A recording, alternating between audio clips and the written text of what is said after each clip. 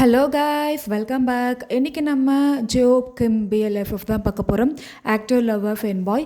Last part வந்து நான் இதோட கம்ப்ளீட் பண்ணியிருந்தேன் அப்படின்னா, நம்ம டே வந்து நம்ம கிம்மை கண்டுபிடிச்சி நம்ம ஜியோப் வீட்டுக்கு கூட்டிகிட்டு வந்திருப்பார்.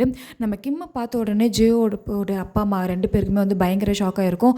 ஐயோயோ இவனால் என் பையனோட உயிரே போயிடுமே அப்படின்னு சொல்லிட்டு ஜியோப்போட அப்பா வந்து தடுக்க வருவார். ஆனால் ஜியோப்போட அம்மா அவனுக்கு எதுவும் தெரியாது, ஏதோ ஒரு சந்தேகத்தில் தான் அவனை கூப்பிட்டு வந்திருக்கான்னு நினைக்கிறேன். அவங்கள பார்த்தா அப்படி தான் தெரியுது. நீ குறுக்க போந்து காரியத்துக்கு எடுத்துறாதீங்க, என்னென்னு பார்க்கலாம் அப்படின்னு சொல்லிட்டு அவங்க வந்து அந்த கிச்சனுக்குள்ளேயே நின்றுட்டு இருப்பாங்க. இந்த பக்கம் நம்ம ஜோப் வந்து நம்ம கிம்மை பார்த்தோடே என்ன நினச்சாருன்னு தெரியல, வேகமாக போயிட்டு ஹக் பண்ணிக்கிறாரு. இதை பார்த்து எல்லாருக்குமே வந்து பயங்கரமாக ஷாக் ஆகிடுது. முக்கியமாக நம்ம ஜேகேக்கெலாம் வந்து ரொம்ப குழப்பமாயிடுது. யார் அவன், இவனை கூட்டு வரதுன்னு சொன்னால் இவன் என்னை கட்டி பிடிச்சிட்டு நிற்கிறான் அப்படின்ற மாதிரி இவர் குழப்பத்தோட பார்க்க நம்ம கிம்மா அவர் ஹக் பண்ண போகிறாரு, அதாவது நம்ம ஜோப்பை பேக் ஹக் பண்ண போகிறாரு. ஆனால் அவரோட மனசு வந்து அதை ஏற்றுக்கல. வேகமாக வந்து நம்ம ஜோப்பை ஃபோர்ஸ்ஃபுல்லாக தள்ளி விடுறாரு. இதோடு தான் அந்த பார்ட் வந்து கட் பண்ணியிருந்தேன். ஓகே, வாங்க இந்த பாட்டில் என்ன நடக்குது அப்படின்றத பார்க்கலாம். இந்த பாட்டோட ஸ்டார்டிங்கில் நம்ம கிம் வந்து செம்ம கோவமாக நம்ம ஜோப்பை பார்த்து முறைச்சிட்ருக்காரு. ஜோப்பா, நம்ம ஏன் இவனை ஹக் பண்ணோம்? இவனுடைய விஷுவல் நம்மளுக்கு வருது அப்படின்றதுக்காக தானே இவனை நம்ம கூட்டிகிட்டு வர சொன்னோம். இவனை எங்கேயும் பார்த்த மாதிரி இருக்குது, இவன் கூட பழகின மாதிரி இருக்குது அப்படின்றதுனால தானே இவன்கிட்ட என்னை தெரியுமான்னு கேட்குறதுக்காக தானே இவனை நம்ம கூப்பிட்டு வர சொன்னோம். ஆனால் நான் எதுக்கு இவனை ஹக் பண்ண அப்படின்னு சொல்லிட்டு நம்ம ஜோப் குழப்பத்தோடு நிற்க பக்கத்தில் இருக்கிற ஜேகேவா, டேய் மச்சான் என்னடா ஆச்சு உனக்கு அப்படின்னு சொல்லிட்டு நம்ம ஜோப்போட கையை பிடிச்சி உழுக்கிறாரு. அப்போ தான் நம்ம ஜோப்புக்கு வந்து இந்த ரியாலிட்டியே தெரியுது. ஜேகே, அது என்னடா, எதுக்கு இப்போ அந்த பையனை ஹக் பண்ண? நீನು என்னாச்சு உனக்கு? என்னடா பிரச்சனை உனக்கு என்ன ஆகுதுன்றதை எங்ககிட்ட சொன்னால் நாங்களாவது உனக்கு ஹெல்ப் பண்ணுவோம்ல அப்படின்னு சொல்ல நம்ம ஜோப்பா, இல்லை எனக்கு தெரியலடா, எனக்கு என்ன ஆகுதுன்னே எனக்கு தெரியல. கொஞ்ச நாளாக இந்த பையனை அதாவது இந்த பையன் கூட நான் இருக்க மாதிரியே என்னோட மைண்டுக்குள்ளே ஓடிட்டே இருக்குது. இவனோட ஃபேஸ் என் மைண்டுக்குள்ளே வந்து போகுது. அதனால தான் இவனை நான் தேடி கண்டுபிடிச்சி கூட்டிகிட்டு வர சொன்னேன். எனக்கு ஒன்றுமே புரியலடா. நான் சத்தியமாக ஹக் பண்ணல. எனக்கு இவனை பார்த்த உடனே ஹக் பண்ணணும்னு தோணுச்சு, அவ்வளோதான்டா அப்படின்ட்டு. இங்கே நம்ம ஜோப்பா அவருக்கு கையில் ஒரு மாதிரி உதிர ஆரம்பிக்குது. ஒரு மாதிரி வித்தியாசமாக நடந்துக்கிறாரு. இதை பார்த்த உடனே நம்ம கிம்முக்கு வந்து ரொம்பவே கஷ்டமாயிடுது. உடனே அவர் என்ன சொல்லிடுறாருன்னா, இங்கே பாருங்கள், நீங்கள் யாருன்னு எனக்கு தெரியாது, ஆனால் இங்கே எதுக்கு என்னை வர சொன்னீங்க அப்படின்றது எனக்கு புரியல. இவர் வந்து நீங்கள் கூப்பிட்டதா சொல்லி என்னை வலுக்கட்டாயமாக இங்கே இழுத்துட்டு வந்திருக்காரு. இங்கே பாருங்கள் சார், என்னை இதுக்கப்புறம் டிஸ்டர்ப் பண்ணாதீங்க. நான் அன்றைக்கி ஹோட்டலில் அந்த கிஃப்ட்குள்ளேருந்து வெளியில் வந்தது என்னுடைய ரிலேட்டிவ் ஃபங்க்ஷனுக்கு தான் நான் போனேன். என் ஃபேமிலிக்கு சர்ப்ரைஸ் பண்ணலான்னு சொல்லிட்டு தான் நான் போனேன். ஆனால் ரூம் மாதிரி வந்துட்டேன். அது உங்களுக்கு ஏதாவது டிஸ்டர்பன்ஸ் ஆகிருந்தா என்னை மன்னிச்சிருங்க. நான் உங்களை ஃபாலோலாம் பண்ணலை சார். நீங்கள் எதுக்காக என்ன இந்த மாதிரி ஆள் வச்சு ஃபாலோ பண்ணுறீங்கன்ட்டு புரியல. இந்த பர்சன் என் வீட்டுக்கு வந்து என்னை ஃபோர்ஸ் பண்ணி என்னை இழுத்துட்டு வந்திருக்காரு. நான் நினச்சா உங்கள் மேலே இப்போ நான் போய் கம்ப்ளைண்ட் கொடுக்கலாம். ஆனால் உங்களை பார்த்தா சைக்காலஜிக்கலாக ஏதோ ப்ராப்ளம் இருக்க மாதிரி தெரியுது. நீங்கள் அதை முறைப்படி ஒரு நல்ல டாக்டராக கன்சல்ட் பண்ணி சரி பண்ணிக்கோங்க, என்ன டிஸ்டர்ப் பண்ணாதீங்க அப்படின்ட்டு நம்ம கிம் சொல்லிவிட்டு அங்கேருந்து அப்படியே வீட்டுக்கு விட்டு வெளில போகலாம் அப்படின்னு பார்க்குறாரு. ஆனால் நம்ம டேவா, இரு அவன் இன்னும் எதுவும் பேசி முடிக்கலாம் அப்படின்னு சொல்கிறாரு. ஆனால் வந்து நம்ம ஜேகே, இல்லை டே விடு, அவன் சொல்கிறது கரெக்டு தான். முதல்ல நம்ம ஃப்ரெண்டுக்கு என்னாச்சுன்றது தான் நம்ம கண்டுபிடிக்கணும். தேவையில்லாமல் இன்னொருத்தனை கூட்டிகிட்டு வந்து நீ என்ன பண்ணலாம் நம்ம கேட்கக்கூடாது. அவன் சொல்கிறது கரெக்டு தானே. இது வரைக்கும் நம்ம ஜியோப்போட லைஃப்பில் இவனை நம்மளே பார்த்ததில்ல, ஜியோப்பே பார்த்ததில்ல. இன்ஃபேக்ட் அவனே வாயை திறந்து சொல்கிறான். சும்மா போகிறவனை கூப்பிட்டு வச்சு நம்ம என்ன பேச முடியும்? சாரிங்க, நீங்கள் கிளம்புங்க அப்படின்னு சொல்லிட்டு நம்ம கிம் அங்கேருந்து போயிடுறாரு. அவருக்கு அங்கேருந்து போகிறதுக்கு சுத்தமாக மனசே இல்லை. அவர் அந்த வீட்டை விட்டு வெளில போகிறாரு. கேட் கிட்டே போயிட்டு அப்படியே திரும்பி அந்த வீட்டை தான் பார்க்குறாரு. நம்ம ஜோப் இப்போ எப்படி இருக்கான், அவன் சேஃபாக இருக்கானா, அவன் நல்லா இருக்கானா அப்படின்னு சொல்லிட்டு மனசுக்குள்ளே அவ்வளோ கஷ்டப்படுறாரு. அவர் இன்னொரு தடவை போய் பார்த்துட மாட்டோமா, அவன் என்னை ஹக் பண்ணானே, இன்னும் ஒரு 5 மினிட்ஸ் அந்த ஹக்கை நம்ம பிரேக் பண்ணாமல் இருந்திருக்கலாமா அப்படின்னு சொல்லிட்டு பயங்கரமாக வருத்தப்படுறாரு. சரி, ஓகே போகலாம் அப்படின்னு சொல்லிட்டு அந்த கேட்டை ஓப்பன் பண்ண, நல்ல வேலை பண்ண அப்படின்னு சொல்லிட்டு ஒரு வாய்ஸ் கேட்குது. நம்ம கிம்மா அப்படி திரும்பி பார்க்குறாரு. யார் அது அப்படின்னு சொல்லிட்டு திரும்பி பார்த்தா நம்ம ஜியோப்போட அப்பா தான் வந்திருக்காரு. அவரை பார்த்த உடனே நம்ம கிம்முக்கு வந்து ரொம்பவே கஷ்டமாயிடுது. எப்படி இருக்கீங்கப்பா? என்னை அப்பான்னு கூப்பிட்றாதானே ஏற்கனவே உங்ககிட்ட சொல்லியிருக்கலாம், எதுக்கு இப்போ என்ன நீ அப்பான்லாம் கூப்பிட்ற? பழக்க தோஷம் அப்படியே வந்துடுச்சு. சொல்லுங்கள் சார், எப்படி இருக்கீங்க? நான் நல்லா இருக்கேன். உன்னை இன்றைக்கி இப்போது இந்த இடத்துல, அதுவும் என் வீட்டில் பார்க்குறதுக்கு முன்னாடி வரைக்கும் நான் ரொம்ப நல்லா இருந்தேன். ஆனால் உன்னை பார்த்ததுலேருந்து நான் பயங்கர அப்செட்டில் இருக்கேன் கிம். நீ இங்கே என்ன பண்ணுற? இங்கே பாருங்கள், உங்கள் பையனை விட்டு நான் பிரிஞ்சதுக்கு அப்புறமேட்டு உங்களுக்கும் எனக்கும் எந்த சம்மந்தமும் இல்லை. இன்ஃபேக்ட் உங்கள் பையனுக்கும் எனக்கும் கூட எந்த சம்மந்தமும் இல்லை. நான் எங்கே இருக்கணும் இருக்கக்கூடாதுன்றதை நீங்கள் டிசைட் பண்ணக்கூடாது, நீங்கள் முடிவு எடுக்கவே கூடாது. அது என்னுடைய முடிவு, என்னுடைய தனிப்பட்ட முடிவு. ஸோ நீங்கள் இதெல்லாம் கேட்குறதுக்கு உங்களுக்கு உரிமையே கிடையாதுன்ட்டு நம்ம கிம் வந்து ரொம்ப நல்ல பழக்கப்பட்டவர்கிட்ட பேசுகிற மாதிரியே பேசுகிறாரு. இந்த பர்சனா பரவாயில்ல, ஃபஸ்ட்லாம் அவ்வளோ அமைதியாக இருப்ப, இப்போது நல்லாவே பேச கற்றுக்கிட்டேன், நல்லா தான் பேசுகிறேன். என்ன சார் பண்ணுறது? ஒரு சில வாழ்க்கையை அழிக்கணும்னு நினைக்கும் போது அவங்கக்கிட்ட இப்படி தானே பேசணும். ஏய், உன் வாழ்க்கையை ஒன்றும் நான் அழிக்கலை, என் பையனுடைய வாழ்க்கையை தான் நான் சேவ் பண்ணியிருக்கேன். நீங்கள் உங்கள் பையனோட வாழ்க்கையை சேவ் பண்ணியிருக்கீங்களா? உங்கள் பையனை 95% பைத்தியக்காரனை ஆக்கி வச்சுருக்கீங்க சார். அவனுக்கு பழசு மறந்துடுச்சுன்றத நீங்கள் உங்கள் பக்கம் அதை ஃபேவராக எடுத்துக்கிட்டு அவனை ஒரு பொம்மை மாதிரி ஆட்டி படிக்கிறீங்க. அவனுடைய சந்தோஷமே இது கிடையாது. அவனோட சந்தோஷம் என் கூட அவன் வாழ்கிறதுல தான் இருக்குது. என் கூட அவன் வாழ்ந்த நாளில் தான் அவன் எவ்வளோ சந்தோஷமாக இருந்தான்றத நான் லாஸ்ட்டாக பார்த்தேன். இப்போ வரைக்கும் அவனோட ஃபேஸில் அந்த சந்தோஷம் கிடையாது. நீங்கள் நினைக்கிறீங்க அவனோட மெமரியிலேருந்து கிம்முன்ற ஒருத்தன் இல்லை, ஸோ நம்ம பையன் நம்மளுக்கு கிடச்சிட்டான் அப்படின்ட்டு. ஆனால் உங்களுடைய வாழ்க்கையிலேருந்து உங்கள் பையன் ரொம்ப தூரம் போயிட்டான் சார். அது உங்களுக்கு இப்போ புரியாது, ஒரு நாள் கண்டிப்பாக புரியும். அப்போ புரியும் போது நானும் இருக்க மாட்டேன், உங்கள் பையன் என் ஜோப்போ இருக்க மாட்டான். அதுதான் உண்மை அப்படின்னு சொல்ல இவருக்கா சமூகம் வருது. என் பையனோட உயிரை காப்பாற்றுறது எப்படின்ட்டு எனக்கு தெரியும். இந்த 2 வருஷமாக அவனை நான் சேஃபாக பார்த்துக்கிட்ட மாதிரி இதுக்கப்புறமேட்டும் அவனை நான் பார்த்துப்பேன். அவன் வாழ்க்கையில் எல்லாமே நான் எடுக்கிற முடிவை தான் அவனும் ஏற்றுப்பான். எப்படி என்னுடைய ஞாபகம் அவன் பிரெயினில் இல்லாமல் போனதை நீங்கள் வந்து உங்களுக்கு சாதகமாக ஏற்றுக்கிட்டீங்க. ஆனால் இப்போது அவன் என்னை லவ் பண்ணிகிட்டு இருந்த மாதிரியே, அப்போ இருந்த மாதிரியே இப்போது அவன் இருந்திருந்தா உங்களோட பேச்சு கூட அவன் காது கொடுத்து கேட்டிருக்க மாட்டான். எதுவும் பேசினா எதுவும் வேலைக்காகாது சார். இங்கே பாருங்கள், எனக்கு உங்ககிட்ட இருந்த ஒரு பயத்தினாலேயோ உங்களை பார்த்தா அப்படி இப்படி அந்த ஒரு பயனால உங்களோட பையனை நான் விட்டு விலகலை. உங்கள் பையனுக்கு என்ன ஆச்சுன்றது நம்ம எல்லாருக்குமே தெரியும். நான் ஏன் அவன் முன்னாடி இன்னமும் என்னை எக்ஸ்போஸ் பண்ணிக்கலன்றதும் நல்லாவே தெரியும். அப்படி இருந்தும் இவ்வளோ கிட்ட இருந்தும் உங்கள் பையன்கிட்ட என்னை பற்றி நான் எதுவுமே சொல்லாமல், உங்களோட ஃப்ராடுத்தனத்தை பற்றியும் எதுவுமே சொல்லாமல் நான் சைலண்ட்டாக வெளியில் வந்திருக்கேன். எனக்கும் ஒரு அளவுக்கு தான் பொறுமை. என்னை நீங்கள் சீண்டிகிட்டே இருந்தீங்கன்னு வச்சுக்கோங்களேன், அப்புறம் உங்கள் பையன் எரிமலையாக உங்களை லபக்குன்னு வாயில் போட்டு முழுங்கிடுவான். உங்களுக்கு நல்லாவே தெரியும் ஜோப்பை பற்றி, அவனோட கோவம் எப்படின்றது உங்களுக்கு நல்லா தெரியும்ல. எனக்கு என் ஜோப் நல்லா இருக்கணும், அவன் லைஃப் லாங் ஹாப்பியாக சந்தோஷமாக இருக்கணும்.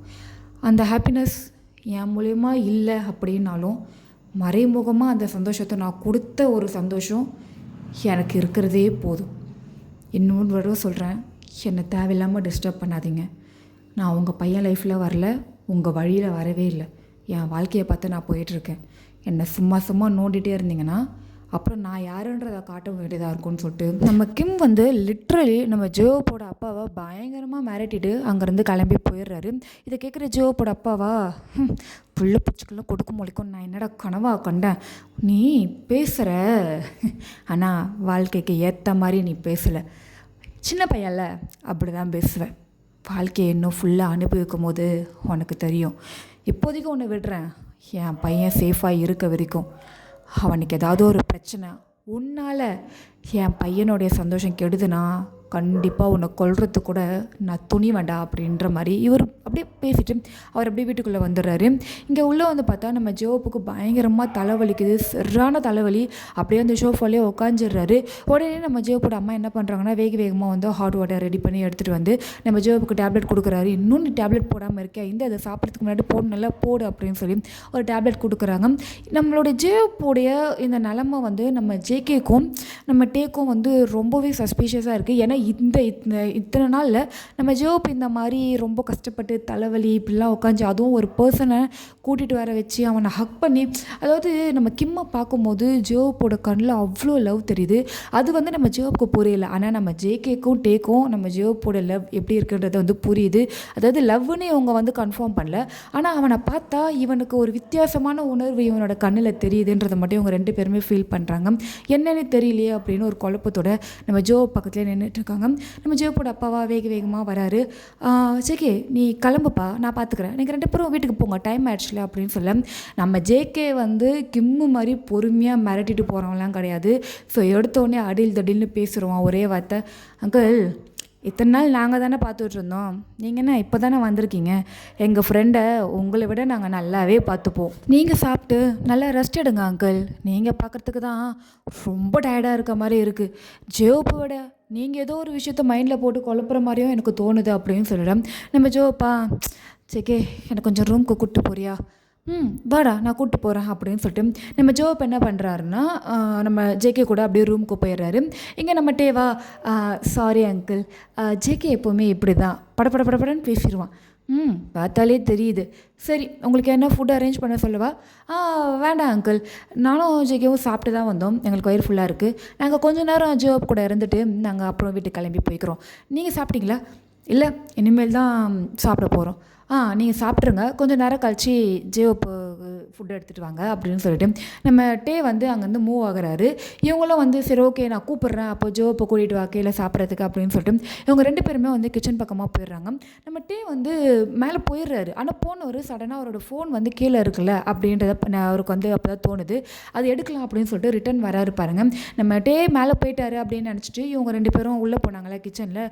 ஸோ போன உடனே நம்ம ஜோப்போட அம்மாவா ஜோப்போட அப்பாவை பிடிச்சி கத்துறாங்க, அவன் எப்படி இங்கே வந்தான் அப்படின்னு சொல்லிட்டு இதை வந்து நம்ம டே வந்து கேட்டுடுறாரு. அவர் ஃபோனை எடுத்து திரும்பும்போது அவர் வந்து கேட்டுடுறாரு, இவரா எனக்கு என்ன தெரியும், அவனை நான் இப்போ தானே இந்த சிட்டிலேயே நான் பார்க்குறேன், அவன் எத்தனை நாள் இங்கே வந்திருக்கான், இதுக்கு முன்னாடி நம்ம பையனை மீட் பண்ணானான்றது எனக்கு தெரியல, அதுவும் இல்லாமல் உனக்கு பார்க்குறல்ல நீ கொஞ்ச நாளாகவே ஜோப் யாரோ ஒரு பையனோட விஷுவல் எனக்கு தெரியுது, எனக்கு அதுவே தலைலாம் வலிக்குது, எனக்கு ஒரு மாதிரி இருக்குன்ட்டு கொஞ்ச நாளாகவே உடம்பு முடியாமல் இருந்தான், அதுக்கேற்ற மாதிரியே இந்த கிம்மை இன்றைக்கி நான் இந்த வீட்டில் பார்த்த உடனே பயங்கரமாக பயந்துட்டேன் அப்படின்னு சொல்லிட்டு இவர் பேச அவங்களா இதுக்கு தான் அன்றைக்கே சொன்னேன் ஜோப் கிட்ட எல்லா உண்மையும் சொல்லிடலான்ட்டு, நீங்கள் தான் என் பேச்சை கேட்கவே இல்லை, நீ கொஞ்சம் வாயை மூடு, என் பையனுக்கு எந்த வாழ்க்கை நல்லா இருக்கும் நல்லா இருக்காதுன்றது அவனை விட எனக்கு தான் தெரியும், என் பையன் கல்யாணம் பண்ணிக்க போகிறவனை நான் தான் டிசைட் பண்ணணும் அப்படின்னு சொல்ல இவங்களுக்கு கோவம் வந்துடுது. இந்த ஒரு காரணத்தினால தான் நம்ம பையனுடைய வாழ்க்கையே இப்போ கேள்விக்குறியாக இருக்குது அப்படின்ட்டு இவங்க 2 பேரும் கிச்சனில் மாறி வந்து சண்டை போட்டுக்கிறாங்க. இதை வந்து நம்ம டே வந்து கேட்குறாரு, என்ன பையனோட வாழ்க்கை கேள்விக்குறி, இன்னும் அவங்க டிஃப்ரெண்ட்டாக பேசுகிறாங்களே அப்படின்னு சொல்லிட்டு அவர் திரும்பும்போது நம்ம ஜோப்போட அம்மா வந்து அவருக்கு டேப்லெட் கொடுத்தாங்க இல்லையா, ஸோ அந்த டேப்லெட் இன்னும் ஒரு 2-3 டேப்லெட்ஸ் இருக்குது, அது வந்து அந்த டேபிள் மேலே தான் இருக்குது, அதை பார்க்குறாரு, அவருக்கு என்னமோ ஒரு மாதிரி டவுட்டாகவே இருக்குது. உடனே என்ன பண்ணுறாருன்னா அவரோட ஃபோன் இருக்குல்ல அவரோட கேமரா ஓப்பன் பண்ணி அந்த டேப்லெட் வந்து அப்படியே ஃபோட்டோ எடுத்துக்கிறாரு. ஃபோட்டோ எடுத்துகிட்டு இவங்க பேசினதெல்லாம் அப்படியே வந்து யோசிச்சுக்கிட்டே ஒரு அமைதியாக வந்துடுறாரு ரூமுக்கு.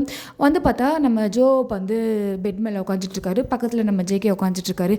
இங்கே பாரு மச்சான், உன் மனசில் என்ன இருக்குது அப்படின்றத நீ என்கிட்ட தெளிவாக எக்ஸ்பிளைன் பண்ணாதான் அடுத்து என்ன பண்ணலான்றத என்னால் வந்து ஒன்று சொல்ல முடியும், உனக்கு புரியுதா, நீ என்ன யோசிக்கிறன்றதை சொல்லு, உன் மனசில் என்ன இருக்குன்றதை சொல்லு அப்படின்னு சொல்ல நம்ம ஜோப்புக்கா ஒன்றுமே புரியல, எனக்கு ஒரே குழப்பமாக இருக்குது, பைத்தியம் பிடிக்குது எனக்கு அப்படின்னு சொல்ல நம்ம டேவா ஜேகே இப்போது இதை பற்றி பேச வேணாம், இன்றைக்கி விட்டுரு, ஒரு 2 days போட்டோம், அப்புறம் நம்ம ஜோப் கிட்ட இதை பற்றி பேசலாம், இங்கே வேண்டாம் வேறு இடத்துல பேசலாம் அப்படின்னு சொல்ல நம்ம ஜேகேக்கும் நல்லா புரியுது. சரி ஓகே டே எதையோ வந்து நோட்டீஸ் பண்ணியிருக்கான் அப்படின்ட்டு, சரிடா ஓகே விட்டுரு இதை பற்றி பேசலாம், வா நம்ம எதனா கேம் விளையாடலாம் அப்படின்னு சொல்லிட்டு இவங்க என்ன பண்ணுறாங்கன்னா அங்கே இருக்க, அதாவது நம்ம ஜோப் ரூமில் வந்து லேப்டாப்ஸ் இருக்குது, ஸோ அதில் வந்து கேம்ஸ் ப்ளே பண்ணிகிட்ருக்காங்க. நம்ம ஜோப்பும் அப்படியே கொண்டாரு, அப்படியே மைண்ட் டைவர்ட் ஆகுது, இவர் அப்படியே ப்ளே பண்ணுறாரு. ஸோ இப்படி இவர் விளையாடிட்டு இருக்கிறத தூரத்தில் ஒரு பெரிய காம்பவுண்ட் இருக்குது, அதாவது ஒரு வீட்டை சுற்றி பெரிய காம்பவுண்ட், அந்த காம்பவுண்டுக்கு மேலே ஏறி உக்காஞ்சிக்கிட்டு நம்ம கிம் வந்து பார்த்துட்ருக்காரு. ஓகே ஜெயப் இப்போ நார்மலாக இருக்கான், அவன் ஃப்ரெண்ட்ஸோட ஜாலியாக விளையாடிட்டு இருக்கான் அப்படின்ட்டு கன்ஃபார்ம் பண்ணதுக்கு அப்புறமேட்டு தான் அவர் அங்கேருந்து கிளம்புறாரு. அங்கேருந்து கிளம்பி நடந்தே வீட்டுக்கு போகிறாரு. வீட்டுக்கு போகிற வழியில் ஃபுல்லாகவே நம்ம ஜெயப்பை நினச்சி அழுதுகிட்டே போகிறாரு. ஏன் ஜெயப் என்னை மறந்த, உன்னோட மைண்ட்லேருந்து என்னுடைய என்னுடைய பேரை மட்டும் மொத்தமாக அழிச்சிட்டியேடா, பேருன்னு இல்லாமல் என்னையும் மறந்துட்டியேடா அப்படின்னு சொல்லிட்டு பயங்கரமாக கவலைப்பட்டுக்கிட்டே இந்த ரோட்டில் அப்படியே யோசிச்சுட்டே நடந்து போகிறாரு. ஒரு 2 இயர்ஸ்க்கு முன்னாடி நம்ம ஜெயப்பும் கிம்மும் வந்து எப்படி இருந்தாங்க அப்படின்றத நம்ம கிம் வந்து இப்போ அப்படியே நினச்சி பார்க்குறாரு. ஆக்சுவலாக ஒரு 2 வருஷத்துக்கு முன்னாடி தான் வந்து நம்ம ஜெயப்பும் கிம்மும் வந்து லவ் பண்ணிட்டு இருந்திருப்பாங்க. பயங்கரமாக லவ் பண்ணுவாங்க. நம்ம ஜெயப் வந்து இந்த கண்ட்ரிலே கிடையாது, அதாவது இப்போ இருக்க இந்த சிட்டியில் கிடையாது. ஸோ அவர் வந்து அவுட்டர் சிட்டி. நம்ம கிம்மும் அதே தான். இவங்க வந்து ஸ்கூல் டேஸ்லேருந்து ஒன்றா படிச்சிருப்பாங்க. அவங்களோட ஸ்கூல் காலேஜ் எல்லாமே வந்து ஒன்றா தான் இவங்க 2 பேரும் வந்து ட்ராவல் பண்ணியிருப்பாங்க. ஆனால் என்னென்னா இவங்க 2 பேரும் வந்து சின்ன வயசுலேருந்தே வந்து கொஞ்சம் சின்ன சின்ன சண்டைங்க போட்டுப்பாங்க. அதாவது ஒரு எப்படி சொல்றது, பர்ஃபெக்டான சண்டை போடாத ஃப்ரெண்ட்ஸே இவங்க கிடையாது. ஏதாவது ஒன்றுத்துக்கு ஒரு நாளைக்கு ஒரு சண்டையாவது இவங்க போட்டிருப்பாங்க. அந்த மாதிரி ஒரு சண்டை ஒன்று வந்திருக்கும். அதாவது என்னென்னா நம்ம ஜெயப் வந்து நம்ம கிம்மை வந்து கூட்டிகிட்டு போகிறேன், நான் உன்னை வந்து காலேஜுக்கு பிக்கப் பண்ணுறேன், நான் காலேஜ் போகிறேன்ல, நான் அப்படியே உன்னை வந்து பிக்கப் பண்ணுறேன் அப்படின்னு சொல்லியிருப்பார். ஆனால் அவர் வந்து வர வழியில் அவருக்கு வேறு ஒரு முக்கியமான வேலை வந்திருக்கும். அது விஷயமா அவர் வெளியில் போயிருப்பார். ஜெயப் வருவான் அப்படின்னு சொல்லிட்டு நம்ம கிம் வந்து வெயிட் பண்ணிட்டு இருந்திருப்பார். ஆனால் ஜெயப் வர லேட்டாக இருக்கும். சரி, அவன் ஒரு வேளை மறந்துருப்பான், இல்லைனா வேறு எதனா ஒர்க் வந்திருக்கும்னு சொல்லிட்டு நம்ம கிம் வந்து சைலண்ட்டாக காலேஜ் போயிட்டுருப்பார். ஆனால் நம்ம கிம் கிளம்பி போனதுக்கப்புறமேட்டு நம்ம ஜெயப் வந்து கிம் வீட்டுக்கு வந்திருப்பார். வந்து பார்த்தா நம்ம கிம் இல்லை. அதாவது நம்ம ஜெயப் என்னென்னா சட்டுன்னு கோவம் வந்துடும் சின்ன சின்ன விஷயத்துக்கெலாம். அவருக்கு பிடிக்காத விஷயத்த ஜெயப், அதாவது கிம்முன்னு இல்லை, யார் பண்ணாலுமே வந்து அவருக்கு பயங்கரமாக கோவம் வந்துடும். ஸோ அதனால் இப்போது நம்ம வந்து வெயிட் பண்ண சொல்லியே இவன் இல்லையா அப்படின்ற ஒரு கோவத்தில் வேகமாக வந்து நம்ம கிம் வந்து காலேஜுக்கு தான் போயிருப்பான் அப்படின்ட்டு நம்ம கிம்மை தேடி அவர் வந்திருப்பார். வந்த இடத்துல நம்ம கிம் வந்து லேட்டானது வந்து நீ வர லேட்டாகும், அதனால் நான் கிளம்புறனும் நம்ம கிம் வந்து இன்ஃபார்ம் பண்ணியிருக்க மாட்டார். ஆனால் இங்கே வந்து பார்த்தா அவருடைய கிளாஸ் பையன் ஒரு பாய்கிட்ட வந்து நம்ம கிம் உக்காந்து பேசிகிட்டு இருப்பார். இதை பார்க்குற ஜெயப்புக்கா செம்மையாக காண்டாகுது, அப்படியே பற்றிக்குது அவருக்கு. வேகமாக நம்ம கிம் பக்கத்தில் தான் வந்து உட்கார்றாரு. நம்ம கிம்மும் பார்த்துட்டு, ஜெயப் இப்போ தான் வந்தியா, நான் எவ்வளோ நேரம் உனக்காக வெயிட் பண்ணுறது, வெயிட் பண்ணி பார்த்துட்டு நானே வந்துட்டேன்டா அப்படின்னு சொல்ல. தெரியுது, பார்த்தாலே தெரியுது. ஆமாம், ஒர்க்லாம் முடிஞ்சிடுச்சா, எதனா கிளாஸ் ஒர்க் எதனா பெண்டிங் இருக்கா? இல்லைடா, எல்லாம் கம்ப்ளீட் ஆகிடுச்சு. சரி ஓகே அப்படின்ட்டு நம்ம கிம் இங்கே உட்காந்துட்ருக்கேன். நம்ம ஜோ போய் இதை அப்படியே கேட்டு ஓகேடா அப்படின்னு சொல்லி உட்காந்துட்ருக்காரு. ஆனால் ஆப்போசிட்டில் இருக்கிற அந்த பையன் வந்து நம்ம கிம் கிட்ட ஒரு மாதிரி ஃப்ளோட் பண்ணுற மாதிரி பேசுகிறான். அதாவது அவன் பேசுகிறது எல்லாமே வந்து டபுள் மீனிங்காக இருக்குது. அது வந்து நம்ம கிம்முக்கு வந்து புரியல. அவர் வந்து என்ன சாதாரணமாக நான் பேசுகிறான் அப்படின்ற மாதிரி அவர் வந்து அப்படியா சரி ஓகே அப்படின்ற மாதிரி பேசுகிறாரு. ஆனால் அவன் வந்து உண்மையிலே வந்து கிம் கிட்ட பயங்கரமாக ஃப்ளோட் பண்ணுறான், டபுள் மீனிங்காக தான் பேசுகிறான். இது வந்து நம்ம ஜெயப்புக்கு நல்லாவே புரியுது. அவர் அப்படியே பொறுமையாக உட்காந்துட்ருக்காரு, அமைதியாக பல்ல கடிச்சிட்டு உட்காந்துட்ருக்காரு. ஆனால் ஒரு கட்டத்தில் அவன் ரொம்ப டிஃப்ரெண்ட்டாக பேச அவ்வளோதான், அவனை அப்படியே அந்த டேபிளில் பிடிச்சி அடின்னு அடிக்கிறாரு. அடியில் அவனுக்கு மண்டை ஓப்பன் ஆகி அப்படியே பிளட்டு அப்படியே குழாயிலேருந்து தண்ணி ஊற்ற பாருங்க, அந்த மாதிரி பொதன்னு ஊற்றுது. இதை பார்க்குற கிம்முக்கா பயங்கரமாக வந்து ஷாக் ஆகிடுது. என்ன இப்படி பொறுக்கித்தனம் பண்ணுறா அப்படின்னு சொல்லிட்டு நம்ம ஜெயப்பை பார்த்து கேட்க, அவ்வளோதான் ஜெயப்புக்கு செம்ம காண்டாயிடுது. என்னை பார்த்து நீ பொறுக்கின்னு சொல்கிறியா அப்படின்னு சொல்லிட்டு வலுக்கட்டாயமாக நம்ம கிம்மோட கையை பிடிச்சி தர இழுத்துட்டு போகிறாரு. நம்ம கிம்மை அந்த காலேஜ் லைப்ரரிக்கு தான் கூப்பிட்டு போகிறாரு. ஸோ இது ஒரு மார்னிங் டைம் அப்படின்றதுனால அங்கே வந்து பெருசாக யாரும் இல்லை, அதிகமாக இப்போ எந்த ஸ்டூடெண்ட்ஸும் இல்லை. ஒரு ரேக் மேலே நம்ம கிம்மை வந்து சாய்ச்சபடி நிற்க வச்சுட்டு இவர் அப்படியே ஆப்போசிட்லேயே வந்து நின்றுட்டுருக்காரு. என்ன சொன்ன நீ, என்னை என்ன சொன்ன அப்படின்னு சொல்லி கேட்க, ஜியோ என்னாச்சும் உனக்கு, இன்றைக்கும் இல்லாமல் எதுக்கு என்கிட்ட இப்படி ரூடாக நடந்துக்கிற, என் கையெல்லாம் வலிக்குது, இவ்வளோ ஆஷா ஏன் நடந்துக்கிற, என்னடா ஆச்சு உனக்கு அப்படின்னு சொல்லி இவர் கேட்க, நம்ம ஜோப்புக்கா அங்கே என்னை என்ன சொன்னன்றதை மட்டும் சொல்லு அப்படின்னு சொல்ல, பின்ன நீ பொறிக்கத்தனம் பண்ணுற, அவனை எதுக்கு அடித்த, பொறிக்கின்னு சொன்னேன், இதில் என்ன தப்பு இருக்குது, நீ அப்படி தானே பண்ண அப்படின்னு சொல்ல பட்டுன்னு நம்ம கிம்மை ஒரு அடி அடிச்சிடுறாரு. இது வரைக்கும் நம்ம ஜோப் வந்து எவ்வளோ சண்டை போட்டிருக்காரு நம்ம கிம் கிட்ட. ஆனால் கிம்மை வந்து இது வரைக்கும் அவர் இந்த மாதிரிலாம் ஆஷா அப்படி மெத்தடாக அவர் ஹேண்டில் பண்ணதே கிடையாது. நம்ம கிம்முக்கு அந்த அடியை வாங்கினோடனே அப்படியே கண்ணெல்லாம் கலங்கிடுது, அழவே ஆரம்பிச்சிடுறாரு. அதாவது அந்த கண்ணிலேருந்து தண்ணி வர்றது மட்டும் இல்லாமல் அவர் கன்னத்தில் அடித்தார் இல்லையா, ஸோ அந்த லிப்ஸில் இருந்து லைட்டாக ஒரு ஓரத்தில் ஏஜில் வந்து லைட்டாக பிளட்டே வர ஆரம்பிச்சிடுது. அந்தளவுக்கு அளவுக்கு ஃபோர்ஸ்ஃபுல்லாக அவர் அடிச்சிடுறாரு.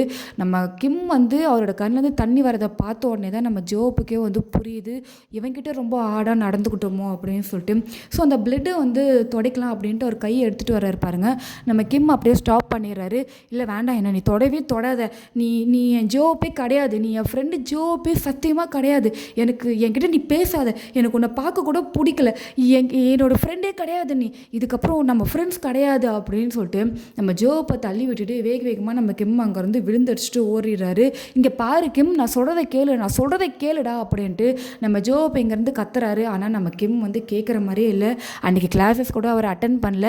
அவர் பேகு நோட்டு கிட்டு எல்லாத்தையும் தூக்கின்னு வேகமாக வீட்டுக்கே ஓடிடுறாரு. இதை பார்க்குற ஜோப்புக்கா என்னடா ஆச்சு, அவன் உன் ஃப்ரெண்டு தானே, இன்னொருத்தன் அவன்கிட்ட ஃப்ளோட் பண்ணுறான், அதை அவனே கேர் பண்ணிக்கல, நீ ஏன்டா அவனை அடித்தது மட்டும் இல்லாமல் இவன்கிட்ட ஏன்டா நீ ரூடாக நடந்துக்கிட்ட அப்படின்ற மாதிரி நம்ம ஜோப் வந்து அந்த லைப்ரரியிலேயே அந்த இடத்துலையோ அந்த ஃப்ளோர்லேயோ உக்காஞ்சி அப்படியே யோசிக்க ஆரம்பிக்கிறாரு, என்னடா ஆச்சு உனக்கு அப்படின்னு சொல்லிட்டு.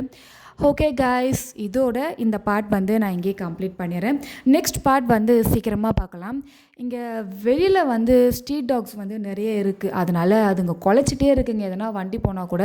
ஸோ அதுங்க அமைதியாக இருக்கும்னு பார்த்தா இன்றைக்கி ரெக்கார்ட் பண்ண முடியும். வாய்ஸ் போயிட்டுருக்கும் போது கண்டிப்பாக பேக்ரவுண்டில் நிறைய நாய்ஸ் கேட்டிருக்கோம். அதுலேயும் அந்த டாக் குலைக்கிறது ரொம்பவே அதிகமாக இருக்குது. ஸோ அதை வந்து நீங்கள் கண்டுக்காதீங்க, ஓகேவா? ஸோ ஸ்டோரியை மட்டும் கேட்டுட்டு எப்படி இருக்குன்ட்டு எனக்கு கண்டிப்பாக கமெண்ட் பண்ணுங்கள். தேங்க்யூ ஃபார் வாட்சிங். Tata, bye bye.